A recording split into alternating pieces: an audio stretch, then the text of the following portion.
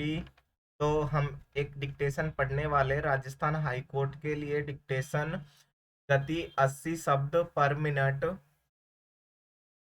है। मैं अपने बारे में कहता हूँ।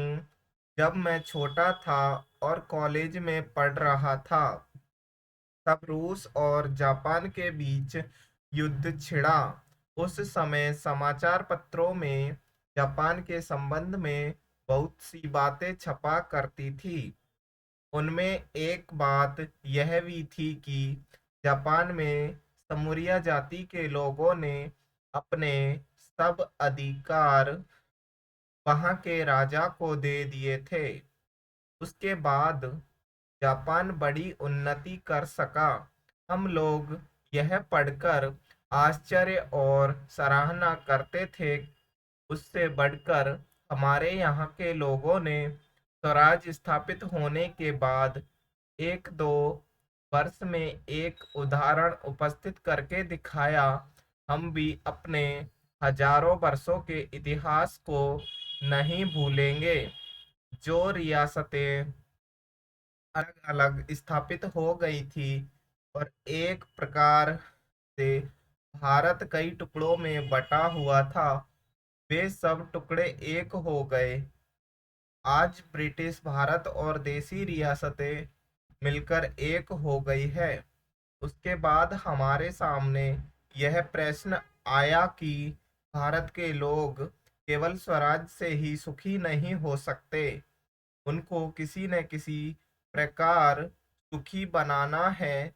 इस संबंध में सरकार ने अपनी ओर से प्राय सभी राज्यों में जमींदारी और जागीरदारी उन्मूलन के कानून उपस्थित किए, और वे कानून उन लोगों की स्वीकृति से तथा उन लोगों की सलाह से पास किए जिनकी जमींदारी और जागीरदारी समाप्त हो जानी थी। यह भी देश प्रेम का उदाहरण है।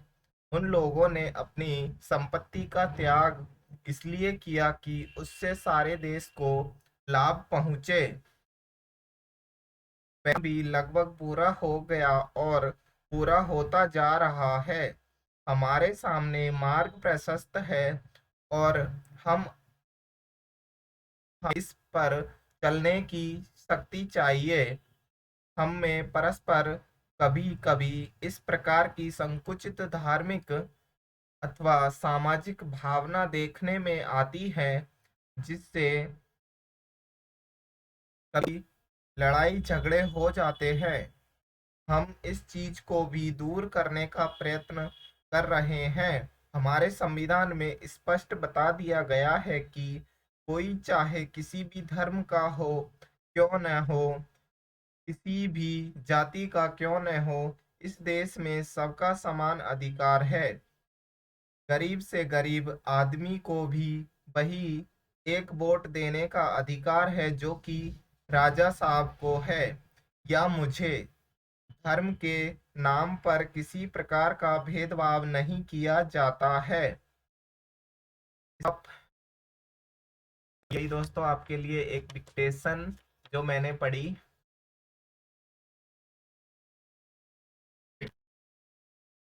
लिखो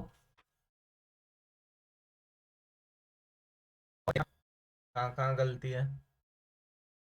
तब तक के लिए बाय, टेक केयर।